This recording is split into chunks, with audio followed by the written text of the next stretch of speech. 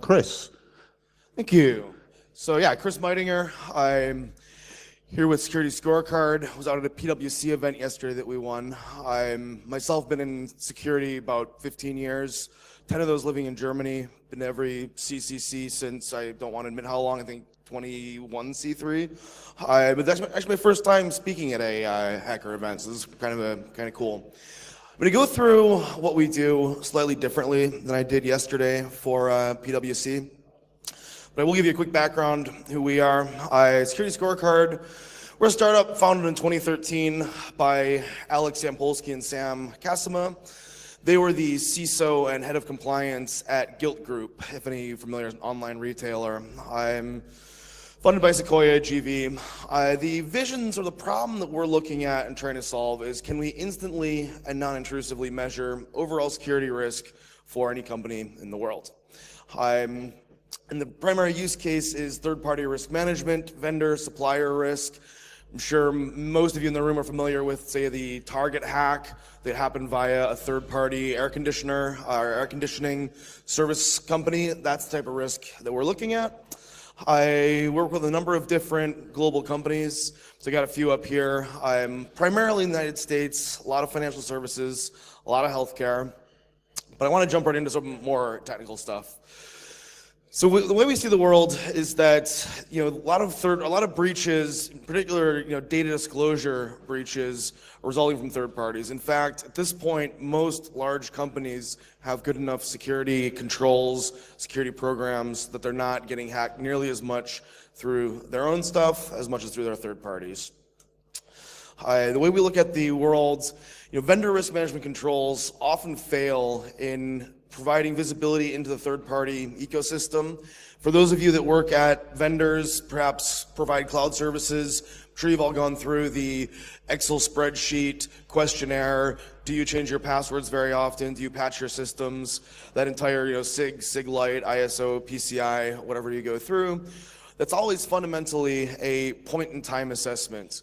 The auditor or the customer says, yes, we believe that on January 1st, 2016, you are secure. Now we have no idea about January 30th or February 28th or moving down through time, because these third-party risk assessments are typically always point in time.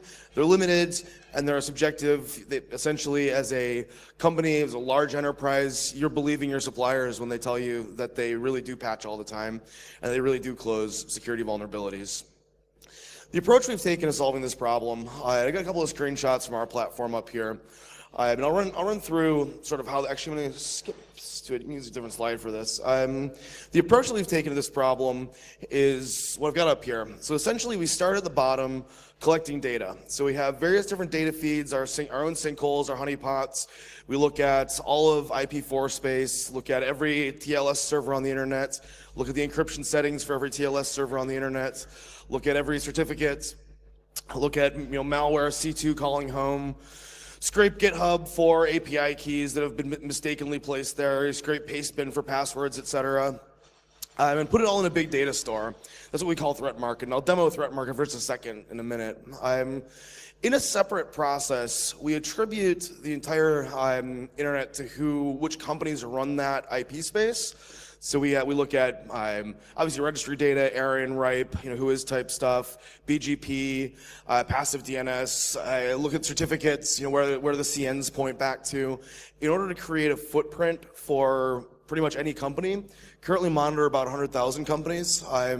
Although that's just typically the ones we've started looking at or some customers started looking at. We can automatically begin monitoring new companies pretty much at any time because we have this back-end data. I break that up into, I've got these grades per risk factor, break the different finding types up into different risk factors, and then weight companies against each other. We're not out saying you have exactly 6, not 5, not 7 vulnerabilities. We're saying of the types of data we can observe, looking at your TLS settings, looking at the open ports on your network, looking at the malware that we see calling home from your network, how secure is one company comparatively to another, and put that in essentially what are American school grades A through F, in Germany be 1 through 6, I'm not sure what it is here. in order to give vendor risk managers a fairly easy comparison in order to understand how secure one company is versus another. And that boils into the platform. So I've got the names obscured to protect the guilty of which companies these are. But essentially, there's a portfolio of companies, each with a different security rating, each of which is broken down, if you click into the company, into those 10 factors. And then I've got the second view, the bottom right here, of the overall portfolio grades. And so you can see, of all of my vendors, which companies have which types of security issues, what's the most common issue, which companies have been decreasing, so which companies have gone from a high to a low grade in the last 7 days. That might indicate that a breach is imminent, or it might indicate that they just quit funding their security team or fired them all and aren't patching.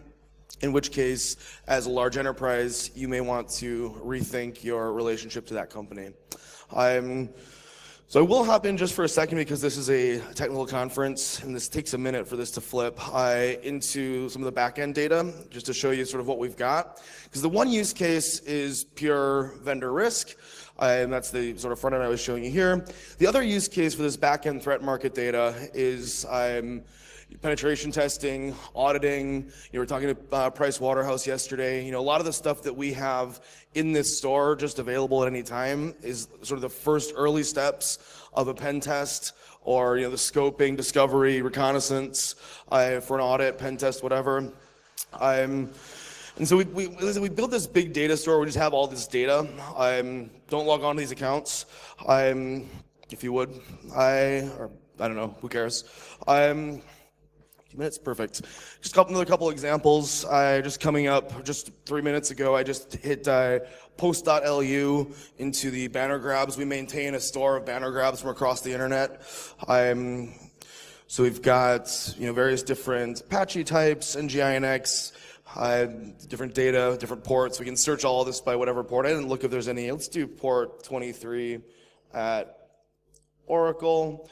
And so this is leveraging the fact that we've attributed different parts of the internet to different companies, and so we can go very quickly and figure out where does Oracle have Telnet running, a Semantic Raptor firewall. Wow, does that thing even get updates anymore? All right, and so this is the type of data that it can be used. It feeds the actual product, but it can equally well be used for auditing, pen testing, lots of different ethical stuff.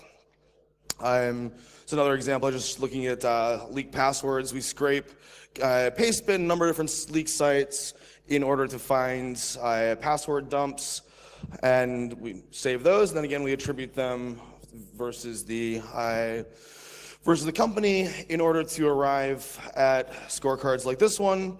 So this is, I'm not going to be able to go in a lot of depth, but this is the current Cisco scorecard. We got a 76%, and we've had in the last 90 days discovered 2 different passwords that were at risk. Bubble this up. Again, we're not saying that Cisco is good or bad for having 2 passwords leaked. We're making a comparative assessment. How many Cisco passwords are out there versus Juniper versus Palo Alto, whatever else? Thank you very much.